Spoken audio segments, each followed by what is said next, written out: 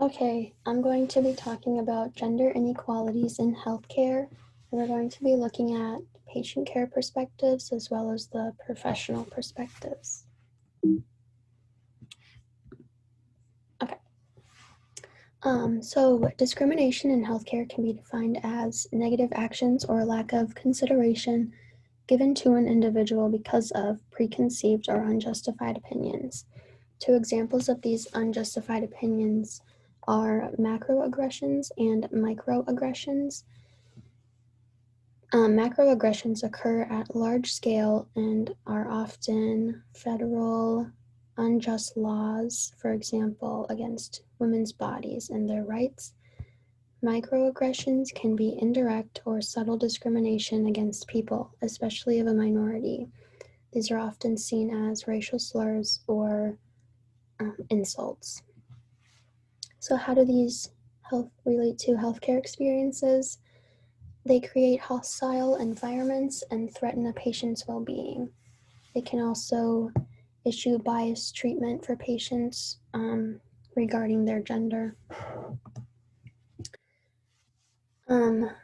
We learned about the terms sex and gender in this class, and just to redefine them, sex describes the biological identity of a person, whereas gender is the variability between a man and woman with influence of society and culture. Gender can refer to changing social constructs of what is considered feminine and masculine, and it is essential for healthcare providers to understand the differences in these terms, especially when a biological man or biological woman may present symptoms so they can be treated and addressed properly. Transgender people very often encounter discrimination and suffer significant health disparities because of this. They're often refused adequate counseling and therapy services. They're refused pediatric care for their children, fertility treatments, and it all stems from a lack of knowledge from education programs and the rejection to provide competent transgender healthcare education. The problems and impacts of this: gender equality occurs on many levels in healthcare, including medical education and professional careers and medical research. But we know it most commonly occurs during patient care. This allows for misdiagnosis and mistreatment of women and men presenting any symptoms. We understand that masculinity and femininity, along with other gender perspectives and biology, are to be considered together during medicine practice and treatment of patients. For when this does not occur, people are often misdiagnosed, which can lead to deaths and lawsuits of healthcare providers. For example, women who have symptoms of colorectal cancer, COPD, kidney disease, or HIV/AIDS are likely to be dismissed or lately identified. This occurs because women are perceived as hypochondriacs or psychosocial, in which they are also prescribed more psychoactive drugs than men. On the other hand, men who present symptoms are more likely to be seen as true and organic, although when men express symptoms of mental illnesses such as anxiety and depression, they are likely to receive improper treatment. Okay, now switching over to the professional perspectives of gender bias in healthcare.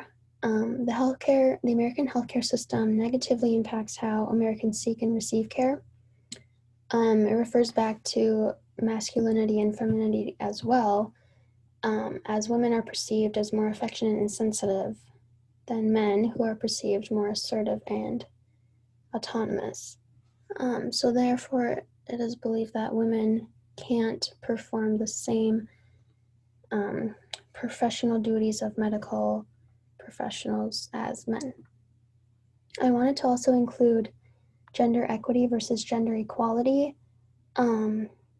as gender equity refers to the process to achieve gender equality. It recognizes that women are not given the same, men and women are not really given the same starting opportunities because of historical and social disadvantages.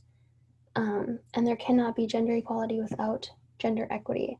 So gender equality is just the likeness or sameness refers to the equal outcomes, that cannot occur without gender equity.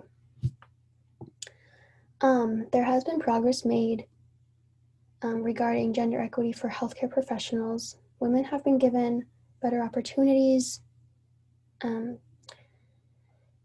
However, women still experience underrepresentation, especially in senior faculty and leadership roles. Women still have a lot less opportunities for promotion in healthcare. They obtain lower pay rates and develop less research funding. So overall, this gender bias has completely eroded the trust and equity that is fundamental to the relationship between patients and providers in the American healthcare system.